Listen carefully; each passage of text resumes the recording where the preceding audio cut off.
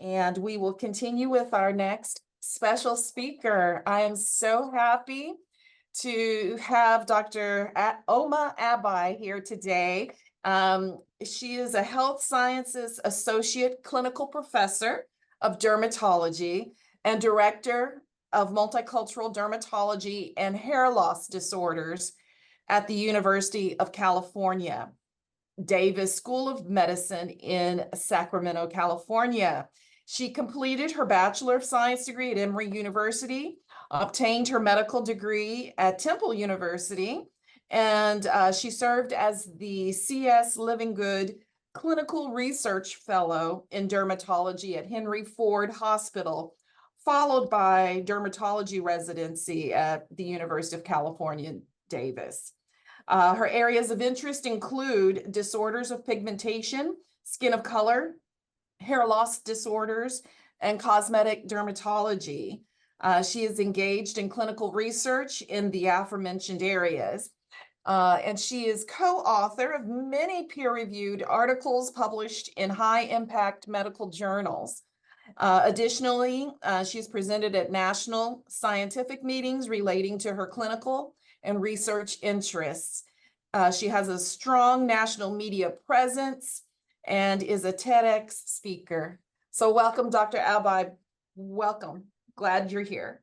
You will be talking on cosmetic procedures in skin of color. So look forward to that. Thank you so much, Dr. Allen, for that wonderful introduction. So happy to be here. I'll go ahead and jump right into my presentation. I will share my screen here. Let's see.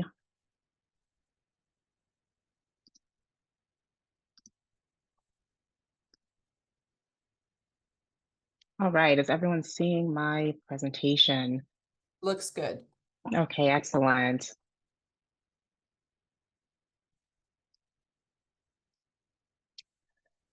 All right, so as Dr. Allen mentioned, we will be discussing cosmetic procedures in people of color. There are still a lot of misconceptions about this topic, and hopefully this presentation will shed some light and close some of the practice gaps related to this topic. I will be discussing some experimental or off-label drugs, therapies, or devices that have not been approved by the FDA.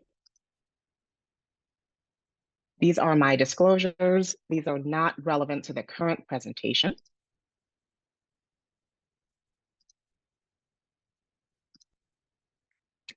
So this brings us to the practice gap.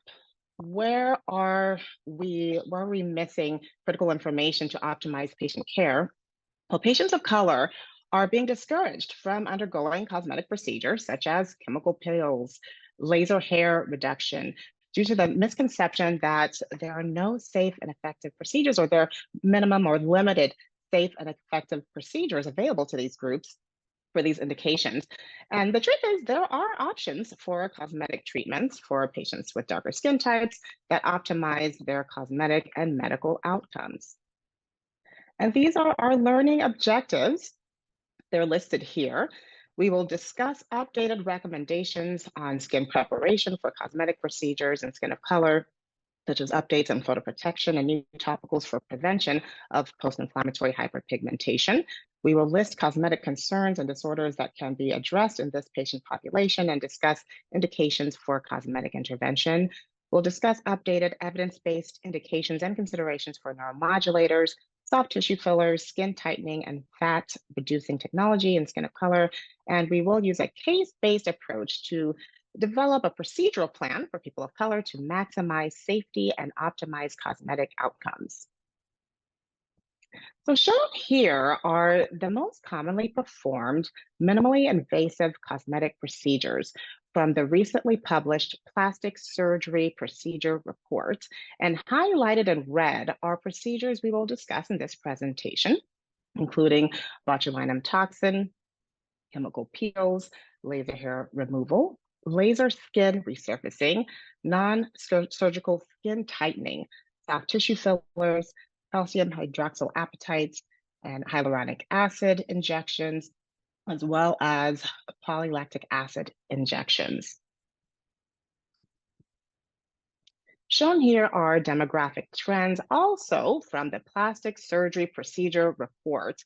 And important to highlight are the ethnic demographics here, which show that 31.8% of cosmetic patients are individuals of color. And this further highlights the need to provide optimum cosmetic care for patients of all skin tones.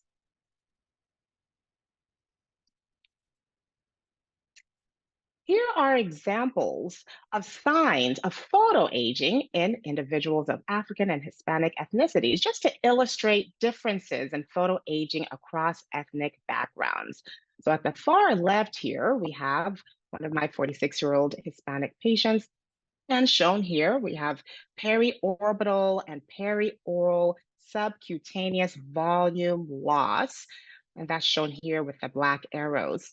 And then the ellipse here highlights the solar lentigo. So this is very common in this age group. In the middle, we have a 50-year-old Hispanic woman with static rhytids of the forehead and glabella. The common name would just be wrinkles that are there when she is not moving her forehead. So those are considered static rhytids. And to the right, this lovely lady, she is a 75-year-old African American woman, and shown here are areas of bitemporal volume loss. So that is shown right here. See how the skin is kind of sunken in, looking a little bit sunken in. That's actually a normal sign of photoaging. And you also see some perioral volume loss here, shown with this black arrow, just the lax skin shown here. And you have skin laxity of the chin and anterior aspect of the neck. So you can see that shown here with the white arrows. And you have perioral hyperpigmentation shown here, this kind of dark patch. And notably, if you really look at her, we're not seeing wrinkles. We're not seeing static rhytids despite her advanced age. So that is actually not uncommon in people with darker skin tones, even into their 60s and 70s. So that leads us to this table here, which illustrates some common signs of aging in individuals of different ethnic skin types based on age. So you have here to the left, you've got the youngest ages, 20 to 29, and it advances all the way up into the 70s and beyond. And then we have these columns here showing examples of different ethnic groups. So in the 20s, you can start to see some uneven skin tone and people with Black ethnicity. DPN stands for dermatosis papulosa nigra. They're kind of brown wart-like spots that can occur on the face. In Asians, you can start to see uneven skin tone. And the uneven skin tone, that's actually not uncommon in this age group. In Caucasians, you can start to see some fine lines and some signs of freckles and redness in those areas, usually very, very mild. And then progressing, as you move towards the more advanced ages, you're seeing more solar lentigos, melasma, seborrheic keratoses. In Black populations, you can start to see more of the folding, the nasolabial folds. You can see lower eyelid fat pad protrusion into the 40s. And so these are more examples here. You start to see more of periorbital rhytids into the late 30s and 40s in fairer populations. And then you see a progression of these. So it's important to note that although individuals with darker skin start to present with static and dynamic rhytids later in life, there are several of these pigmentary related concerns that start to develop very early on.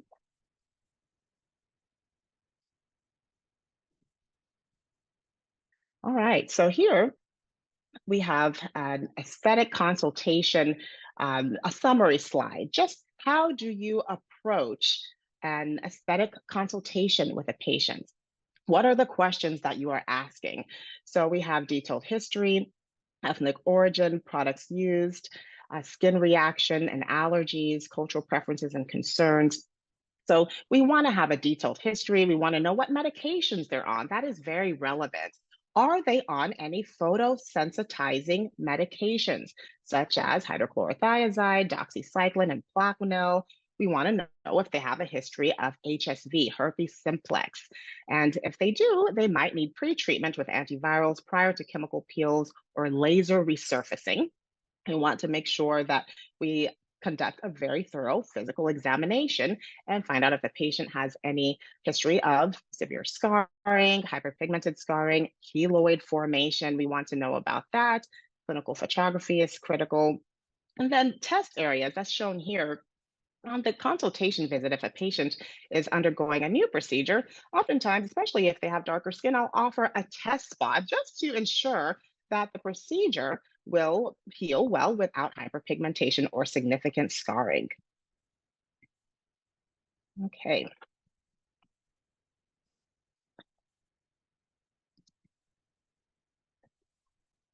All right. So this is a paper that was published by Dr. Leo Silva. And it's an interesting paper, and it shows that individuals can have an assessment of the palmar pigmentation of their hands to determine if they are at increased risk for developing post-inflammatory hyperpigmentation.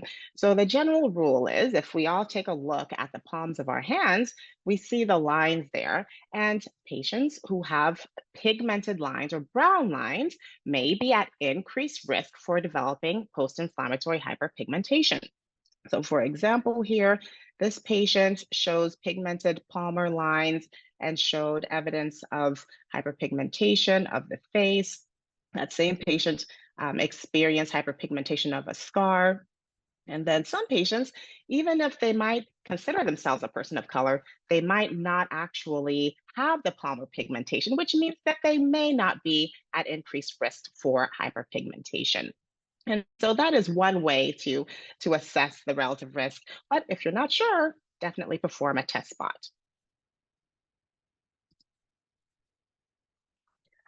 So this is the next case here. We have a 72-year-old African American woman. Her chief complaint is that she would like to improve her forehead and glabellar rhytids and dyschromia and wants to look natural. Her diagnosis was static and dynamic rhytids and melasma. And the plan was neuromodulation, melanogenesis inhibition, and photoprotection.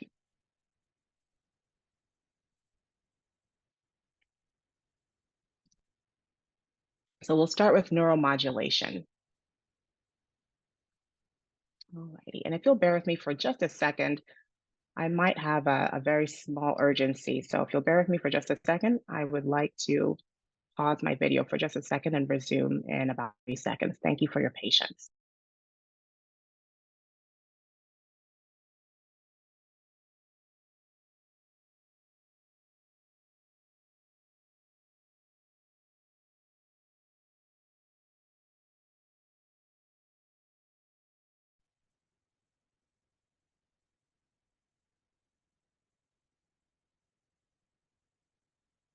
While Dr. Agbai is away, those of you who have joined this afternoon for the first time and may not have had the opportunity to tell us where you are listening in from, what state, what country, please put that in the chat. And also, if for the first time, if you have multiple people joining you and listening in on one Zoom link, tell us how many total people are listening in with you. If you've not had the chance to put it in to chat, you may do so at this time. Thank you.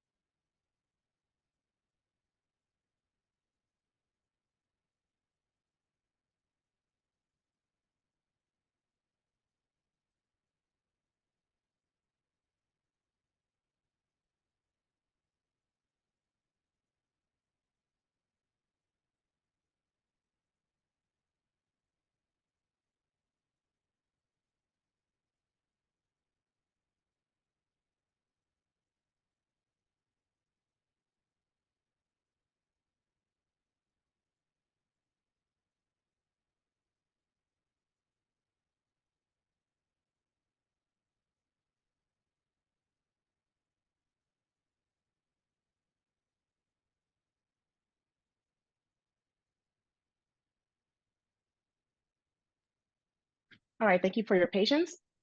So we'll start with neuromodulators. Shown here are the four FDA-approved formulations of botulinum toxin. Most commonly used in my practice are onabotulinum toxin or Botox and avobotulinum toxin or Dysport. While neurotoxin efficacy and safety data are similar across all ethnicities, there are some unique considerations about neurotoxin safety, specifically in the Asian population. In the East Asian population, corrugator muscles were identified to be smaller in mass as well as shorter, narrower, and less hyperdynamic than in whites. Hence, a dosage lower than 20 units of botulinum toxin A into the glabellar complex is recommended in the East Asian population, as described in Asian studies using incobotulinum toxin A. This slide highlights the use of neuromodulators for narrowing facial width through masseter injections, which is commonly requested in the Asian population. I would like to highlight a common injection protocol shown here, where 20 to 30 units of botulinum toxin are injected per masseter. Masseters are shown right here, and distributed in 3 to 5 injection points. The dose per injection point is commonly 4 to 6 units per injection. And at the top left is the pre procedural image showing prominent masseters bilaterally. And while this is a completely healthy and normal appearance, cosmetically, some individuals might want to reduce the appearance of the masseters. And this is commonly seen in Asian populations and something that is commonly done. So at the bottom left here is the appearance 3 months post the procedure, and at the bottom right is 6 months post procedure. So you can see the peak of the response was about 3 months after the injection, and a recurrence started to occur around 6 months.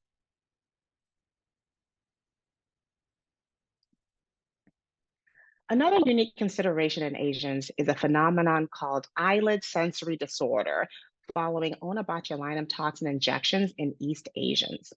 A meta analysis of 9 studies of onabotulinum toxin A for the reduction of glabellar lines and lateral canthal lines, comparing primarily non Hispanic whites and Asians from Japan and China, demonstrated a significantly greater incidence of eyelid sensory disorder, including tightness, pressure, heaviness, and a feeling of droopiness, and the eyelid ptosis and eyelid edema in Asian patients.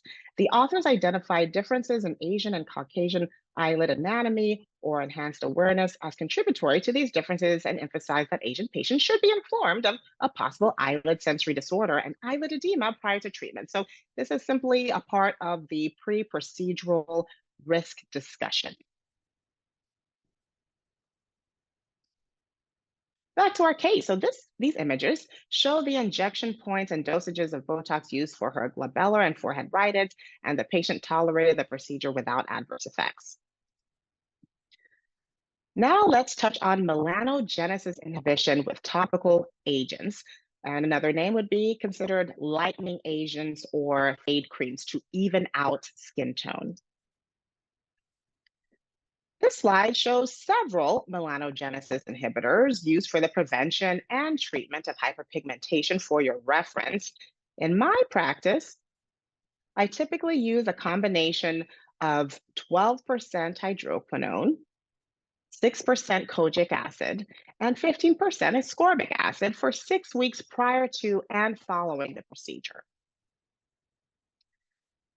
Next, we have a melasma patient that I treated with hydroquinone 8% cream, pulse dosing for 2 months on and 1 month off, as well as tretinoin 0.05% cream 3 nights weekly. Here is her pre treatment photo and follow up 6 months later, where an improvement of her hyperpigmentation was noted, as well as an improvement in the overall texture of her skin. On to our next case. This was a 42-year-old female who presented with a chief complaint of spotty, uneven skin. She was not interested in injectables as she does not like needles. Her diagnosis was solar lentigos, fine rhytids, and perioral and periorbital volume loss. And the plan for her was cheme exfoliation, also known as chemical peels. But first, we'll start with cheme exfoliation. This slide reviews how to prepare patients for chemical peels and reduce the risk of post-procedural hyperpigmentation. I like to recommend hydroquinone at concentrations ranging from 4% to 12% twice daily for 6 weeks before the procedure. They can resume it immediately following the procedure and continue for an additional 6 weeks before holding for 1 month.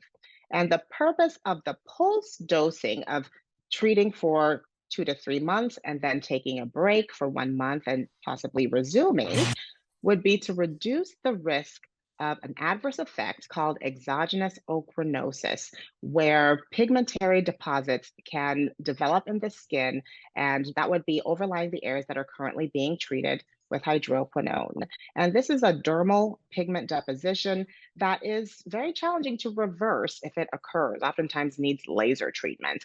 So this is something that, knock on wood, thankfully I haven't seen in my practice for patients that I've been treating, but it is a possibility and something that should be avoided. And the main ways to avoid topical hydroquinone inducing exogenous ochronosis would be including the pulse dosing, minimal use of hydroquinone long term, as well as strict photoprotection. Other commonly used topicals include cysteamine cream, triluma, and azelaic acid. Importantly, I ask patients using tretinoin to stop their tretinoin topical at least 1 week before the procedure. And the purpose of that is to reduce the increased irritation or peeling that the patient might experience if they are using tretinoin up to the date of the procedure. As we learn how the patient responds to the chemical peel, we might want to increase the peeling effect by using tretinoin concomitantly, but I don't do that until I see how the patient will respond to the procedure by holding the tretinoin 1 week before. Shown in this slide are some general considerations for cheme exfoliation or chemical peels in people of color. We want to use superficial agents. They are preferred in people of color.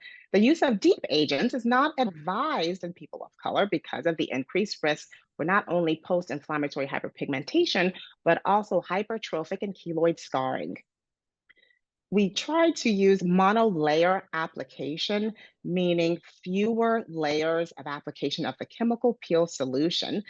The more applications, the deeper the peel. So I generally start with 2 or 3 layers of application, especially for the first treatment for a patient. The exposure time can also influence the depth of cheme exfoliation. So for example, for a superficial peel, if we are not sure how the patient will respond, I would typically apply 2 or 3 applications and then will cleanse the face about 5 minutes after application.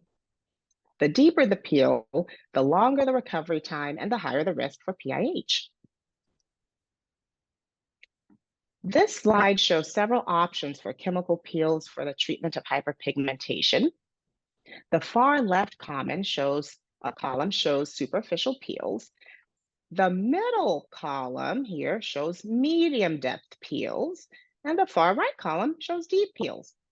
As previously mentioned, superficial peels are preferred in darker skin tones, and here are some examples shown here, such as glycolic acid, salicylic acid, Jessner solution, lactic acid, mandelic acid, and tretinoin 1%.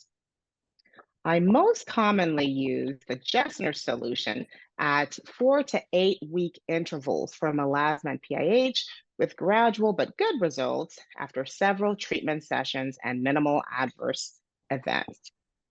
So shown here in the superficial column is trichloroacetic acid, but I did not highlight it because TCA or trichloroacetic acid tends to be very inflammatory, even at lower concentrations, and it is very likely to induce post-inflammatory hyperpigmentation and hypertrophic or keloid scarring. So I generally avoid trichloroacetic acid in skin of color. Shown here is a Hispanic patient who presented to my clinic about 4 weeks after applying trichloroacetic acid, 20%, which she obtained online.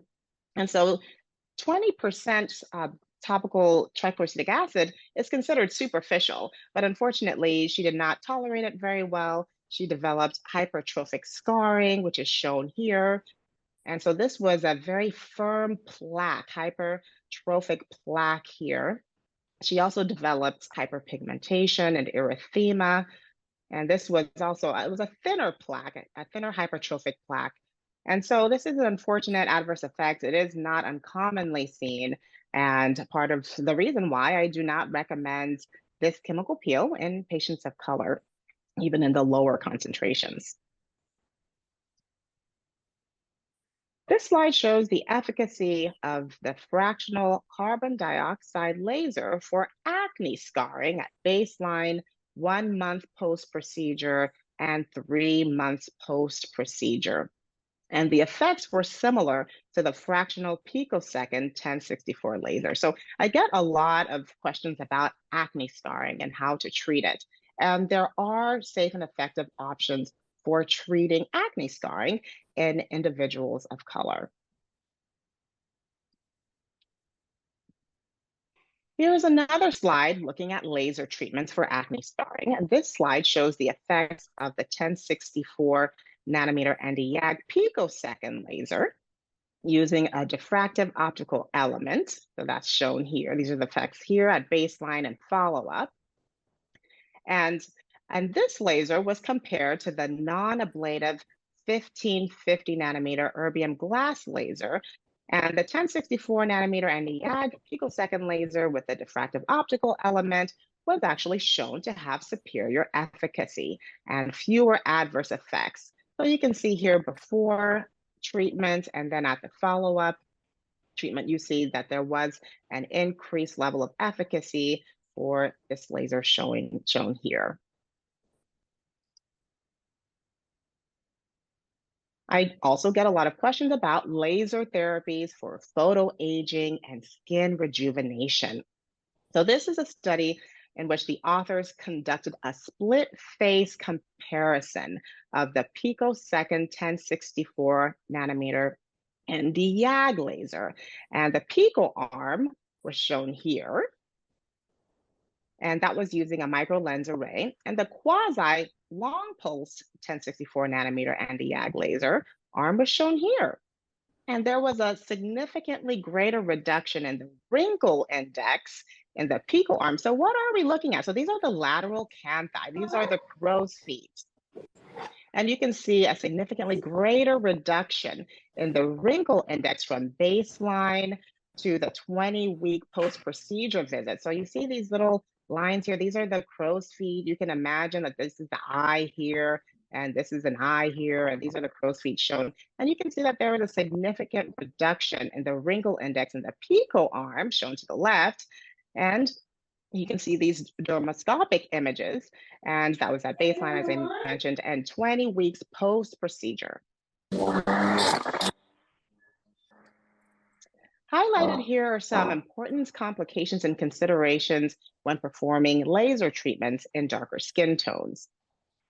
Specifically, intense pulse light therapy for hair reduction is not recommended in people of color due to the high risk of first and second degree burns resulting in post-procedural hyperpigmentation.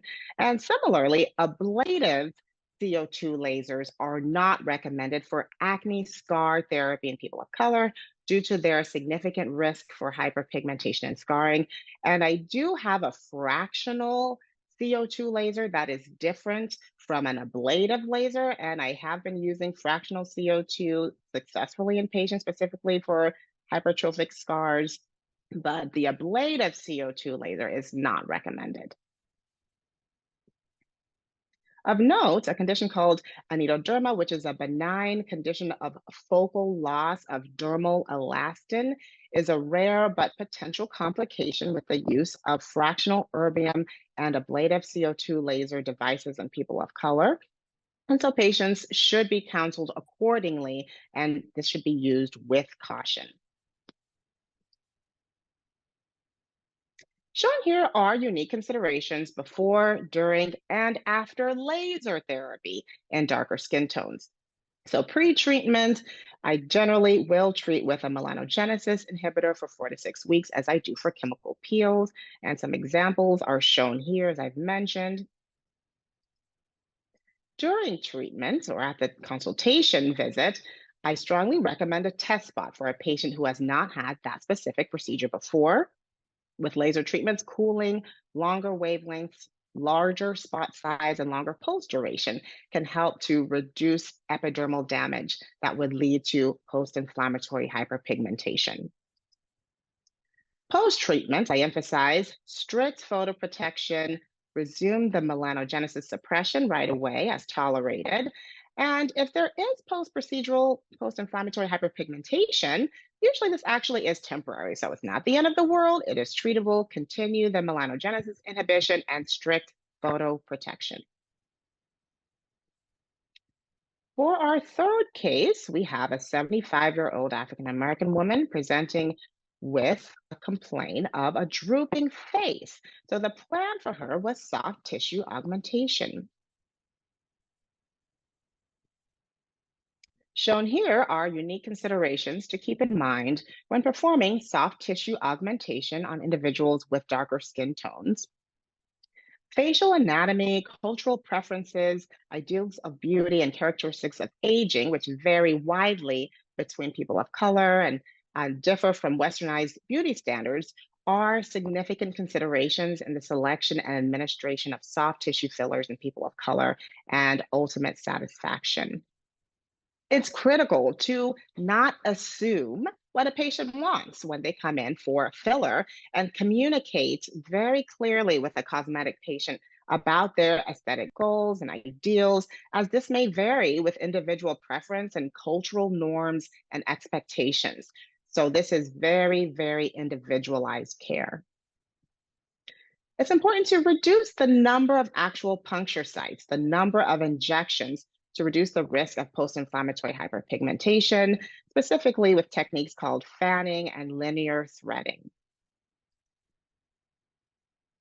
These are some points to keep in mind with regards to hyaluronic acid fillers in darker skin tones.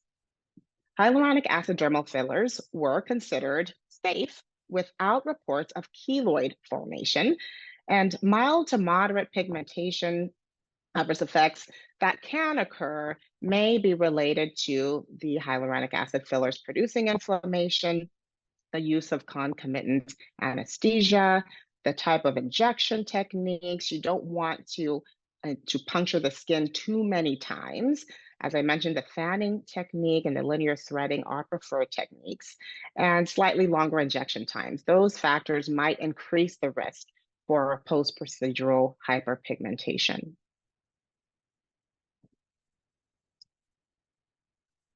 So back to our case, we have the pre-procedural photo here. And then after the hyaluronic acid injection here in this lovely 81-year-old woman, and you see an increase. You can see the areas where there was volume loss. There was bitemporal volume loss here. There was infraorbital volume loss here. On the cheeks, you can see the sagging appearance here and kind of an asymmetry actually on the right side of the face, our left compared to the left side.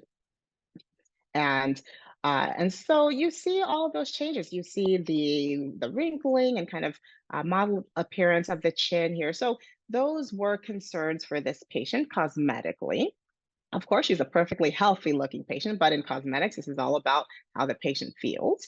And then you see an improvement of those attributes. You see there's significantly more volume and evening out of the face from her right to her left. You can see a significant smoothing of the chin, And you can see there was an improvement in the bitemporal volume loss. So next we'll talk about different soft tissue augmentation methods. And here is shown calcium hydroxylapatite. Calcium hydroxylapatite dermal filler injections have also been shown to be well tolerated in people of color without significant adverse effects by 6-month follow-up, as was shown in an open label, non-randomized trial of 100 patients with Fitzpatrick skin types 4 through 6. So you can see here before, this patient had perioral volume loss. These areas here called the melolabial folds. You see those areas were significantly smooth after the injection. And you also see a general increase in volume of the cheeks here.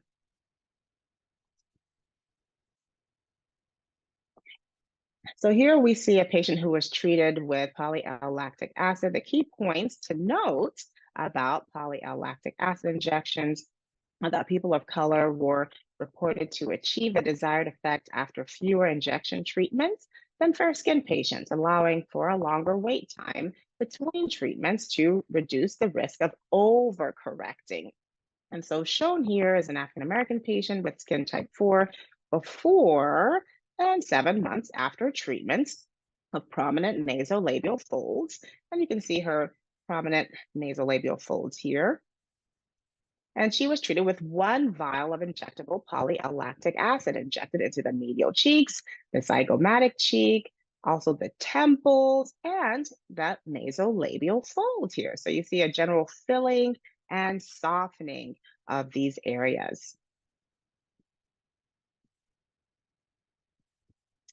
Although soft tissue augmentation is considered generally safe in darker skin types, there are some adverse effects which have been reported.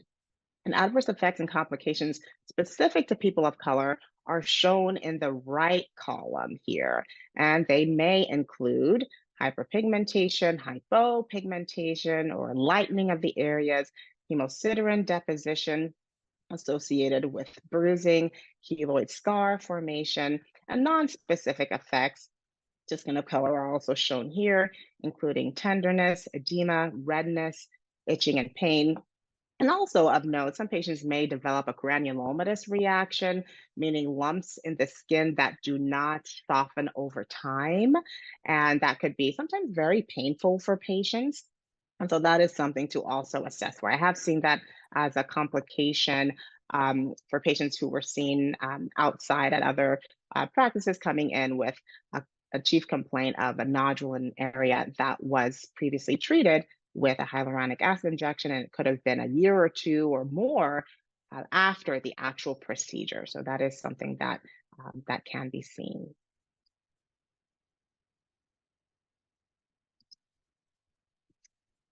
In our final case, we have a 71-year-old female who presents with laxity of the chin and anterior neck, and the plan for her was skin tightening.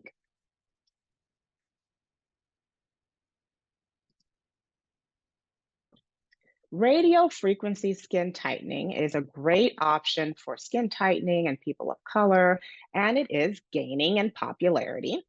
And radio frequency devices are used for skin tightening, and they are also used for mild fat reduction and is more commonly used on the abdomen, thighs, and buttocks and face. And here's an example of a device shown here. Patients of color are more responsive to radiofrequency skin tightening therapy, possibly due to the reactive nature of collagen in people of color. And as radiofrequency devices emit heat penetrating deep into the dermis, it generates collagen remodeling and synthesis within 4 to 6 months post-treatment. And I often use the Virtue RF radiofrequency microneedling device in my own practice.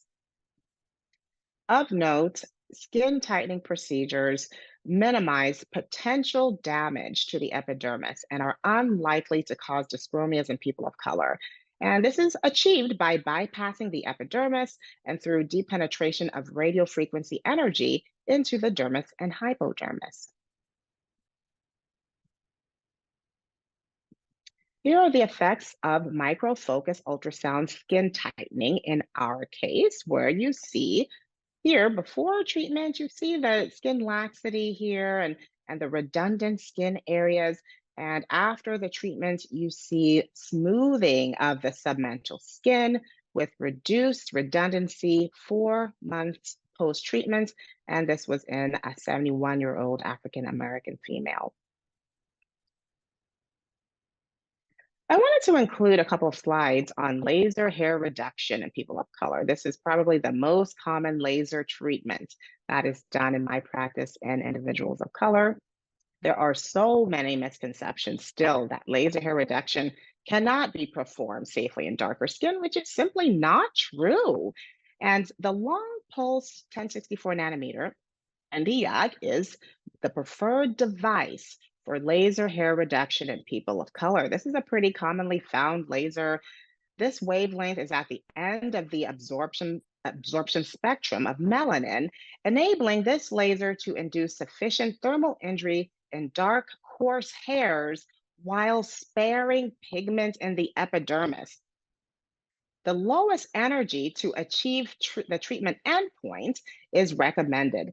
And so I start patients with a very low energy as per the protocol of the specific laser. And after every treatment, I ask the patient, well, what happened after your last treatment? Did you experience bumpiness? And it's something called perifollicular edema. And that usually lasts about 2 or 3 days after the treatment. And what that means is that there was sufficient energy to cause damage to the pigment in the hair follicle and that you're at the right energy level. So you actually want to see mild perifollicular edema, which just means mild bumpiness just around the hair follicles. And that should go away after a couple of days. If you saw that and the patient says, yeah, my skin was maybe a little bit bumpy, but didn't hurt, it didn't hyperpigment, it just went away and it's fine, then you know you're at the right energy. If that did not happen, then you can consider slightly increasing the energy with the subsequent treatment. And so this way, you're not using energy that is too high, that is at risk for causing hyperpigmentation or scarring, and you're not using energy that's too low, because if you're using energy that's too low, there is an effect of turning hairs white. And those hairs, once they turn white, but they're still there, they're not going to respond to the laser anymore because the laser targets the pigment cells of the hair follicle. So it's critical to gently and very thoughtfully find the right energy balance for each patient. Adjustable pulse width of this laser facilitates energy delivery over a longer time period, allowing heat to dissipate with sufficient cooling of the epidermis. One study surveyed 50 individuals of color to assess patient satisfaction after undergoing 10 long pulse Nd:YAG laser hair removal and found that 79% of them were satisfied, with only 3 patients reporting post-inflammatory hyperpigmentation that lasted 3 to 10 days. So again, transient post-inflammatory hyperpigmentation is not the end of the world. It's treatable. Continue the melanogenesis inhibitors, strict photoprotection. Just be very careful to make sure the patients are at a low energy, but at the right energy to achieve the treatment effect, which is the mild perifollicular edema.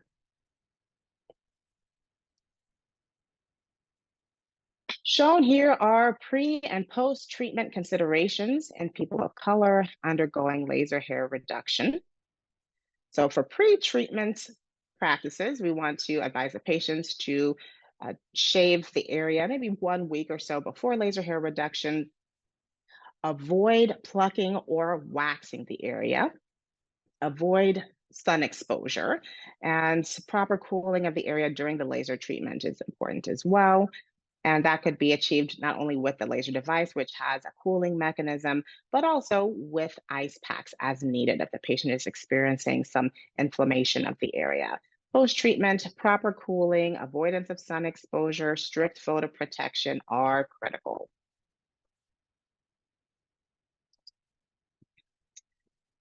So we covered these highlighted procedures today, as promised. So in summary, It is vital to reassure patients that there are options for aesthetic procedures. It's really important to make sure all patients feel seen and feel that their cosmetic concerns are acknowledged and are validated because there are options for them. There are options for aesthetic procedures for these indications shown here, including dyschromias, photo aging, acne scarring, rhytids, um, volume loss, skin laxity, and unwanted hair growth. Proper counseling and careful selection of procedures is very important. Pre procedure treatment with melanogenesis inhibitors, followed by post procedural melanogenesis inhibition for a minimum of 6 weeks, is very important as well. When in doubt, test spot. No patient will be mad at you for wanting to test spot before performing the procedure. I offer that very freely. Patients are happy and appreciate that we want to make sure that they are safe first. And this is something that generally does not meet a lot of resistance. Expectation management is critical as well. I make sure that my patients of color know that we will need multiple procedures in most cases, and the changes tend to be gradual, and that is for their protection. And patients appreciate that as well. So, having that open, honest communication off the bat is so critical for patient satisfaction. All right, so acknowledgements are shown here. And these are colleagues and co-authors on a recent CME article that we co-authored on cosmetic procedures in people of color. That was published by the JAD, and that is available. It should be an open access article, 2 articles. For anyone who wants to get in touch with me, reach out anytime. I'm available in these different mediums, and I look forward to hearing from you. And thank you so much for your attention. Excellent. Thank you so much. That was a wonderful walkthrough of many of the cosmetic procedures that we consider. Dr. Kanadia. Thanks again, Dr. Agbai. We have one question in the chat. What are your thoughts on counseling patients with darker skin types like FITS 4 or 5 that hyperpigmentation is possible but usually temporary with things like fractional CO2 and therefore not limiting the use of these devices in skin of color? This is a fantastic question. So, as I did mention, fractional CO2 as one of the procedures that I perform in my practice. And I just let the patient know, first of all, we can do a test spot. There is a risk of hyperpigmentation, and a test spot can give us some insight as to whether or not you are prone to that. And I do tend to say, I said a couple of times, if you have some temporary hyperpigmentation, it's not the end of the world. And we can generally continue the treatment, the lightening agents, the photoprotection, and it typically goes away. But it's very important not to overpromise and let patients know sometimes you can develop hyperpigmentation that lasts longer, and we're here for you if that happens. And we do have treatment options for that.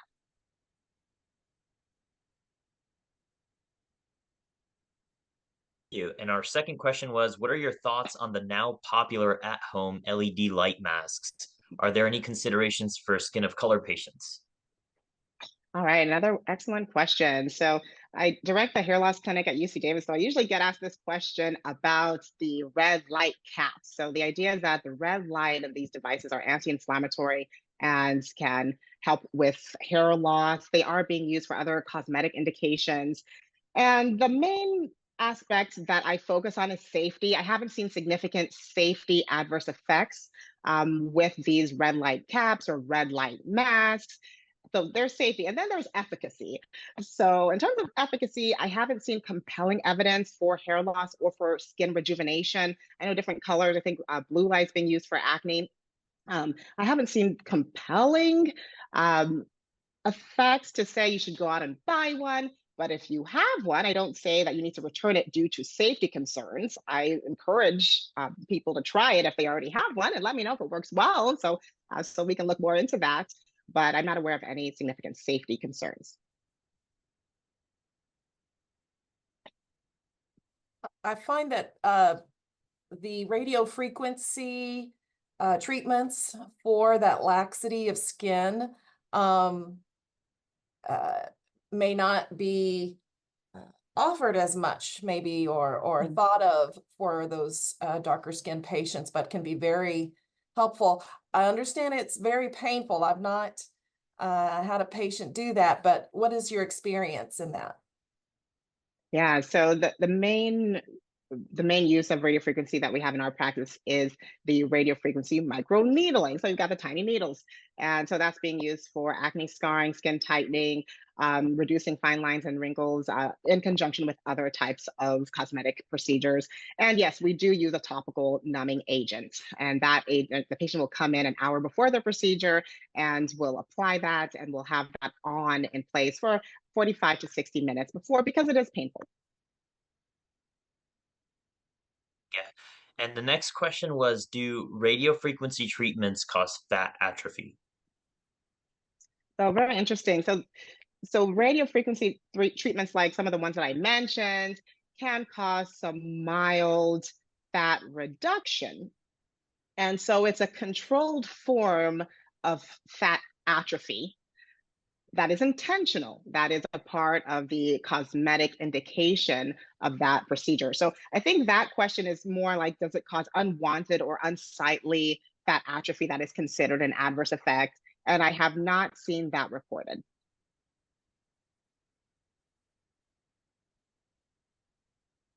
And tell us how you treat the dermatosis papulosa nigra, what we lovingly call the Morgan Freeman look.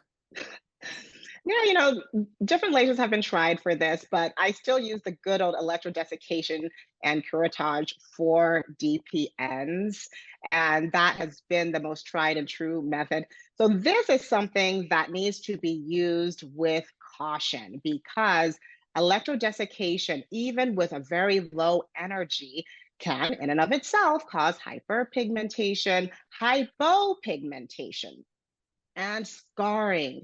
So if you're using this on the upper back, for example, the upper back tends to have thicker skin, a more reactive dermis. So the risk for the little hypertrophic scars from electrodesiccation is higher on the upper back. The face tends to respond very well. I tend to use this very freely on the face, tends to heal amazingly without hyperpigmentation, or if there is hyperpigmentation, it is very transient, but you want to be very careful about using this on the upper or even lower back. Couple more questions in the chat. How do you counsel patients with aesthetic aims to westernize um, are misaligned with their ethnic traits? That's a wonderful question. So I mentioned how it's so critical to find out what the patient wants and not project our own ideals of beauty onto a patient. And and as cosmetic dermatologists, ultimately, we're there performing non-medically indicated procedures for a patient to feel better about their appearance. And so the main question is safety and not necessarily, like moral judgments, right? So to say, okay, well, maybe you should not do this, or maybe you should not get a masseter injection to make your face more slim because you're beautiful as you are. I tend to try to remove myself from some of the moral judgments about should you be doing this. The main question is this safe? And will this procedure work to achieve what you are looking for?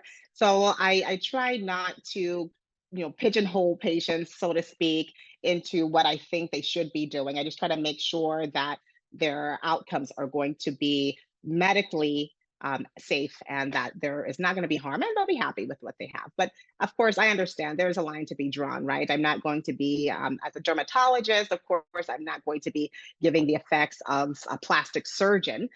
So the effects tend to be more gradual, more subtle over time. But I do try to keep a very individualized approach. Hopefully that answers that question. How do you treat hemosiderin deposition from bruising due to filler? Hmm, that's an excellent question. Generally, bruising due to filler is transient and will fade gradually over time. It might take a few weeks. I have not seen long-term hemosiderin deposition like what you might see on the lower legs in a patient with a pigmented purpuric dermatosis or capillaritis or something like that. I haven't seen that on the face. However, there could be options for laser treatment. It's just not something that's commonly treated. This more like a watch and wait type of approach for those patients who present with that chief complaint.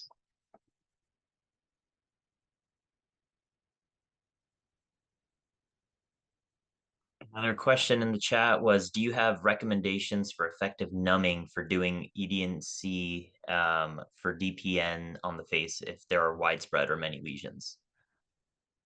Yeah, so that's an excellent question. Another one. So what the energy that we're using for DPNs, it is on the lowest energy. And there could be an argument made that the numbing injections are more painful than just doing the procedure on that low energy. So that's a conversation that everyone should have with their patient. I do tend to inject each individual one with lidocaine after discussing with the patient and determining that that's what they would like to do. There are options for topical numbing creams to use for 45 to 60 minutes prior to the procedure.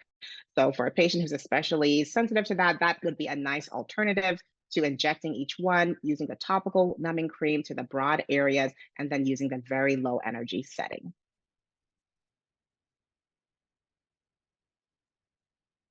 We had one more question in the chat. Why do you prefer electrodesiccation and curettage over cryotherapy for seborrheic keratosis or DPNs? To me, this is safer and less painless. Excellent question. So cryotherapy causes destruction of melanocytes, the white spots, right? So for a patient who develops hypopigmentation or depigmentation from cryotherapy, the recovery time oftentimes is several months. And so a patient might consider that this is like a disfiguring effect. So for my patients with dark skin, I talk to them about that. And I say, okay, well, we could freeze these or we could do this procedure. If we freeze them, most likely you'll have white spots. They might be there for months or even longer.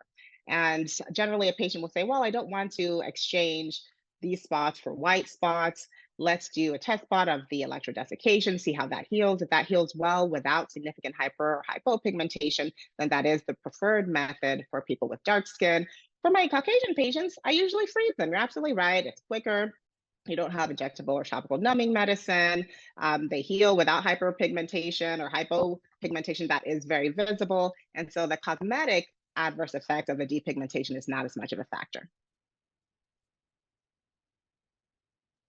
Thank you so much. This has been a wonderful, thrilling experience of just a plethora of cosmetic procedures and how to incorporate multiple modalities to achieve the cosmetic effect patients want. So thank you so much. I do want to let people know, yes, we are from University of Oklahoma, this symposium, and Dr. Agbai is an Oklahoman. I'm an Okie too. You are absolutely right. From Tulsa. I was born and raised there. So we're just so happy that although she's from California at this time, we will claim her. So Yes. thank you so much for being with us. And My pleasure. people who are on, feel free to contact her with any further questions. Thank you so much. Thank you. It's been wonderful. I appreciate you. Thanks, everyone.